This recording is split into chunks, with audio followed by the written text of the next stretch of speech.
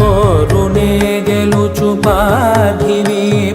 సాటిలేని ఘనుడైనా నీరజాక్షి అలిగే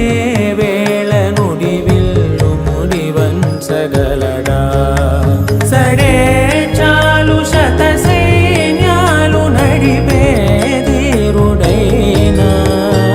వసుధావాణి మిథిలావేణి మది వెనుక పలుకులెరుగగలడా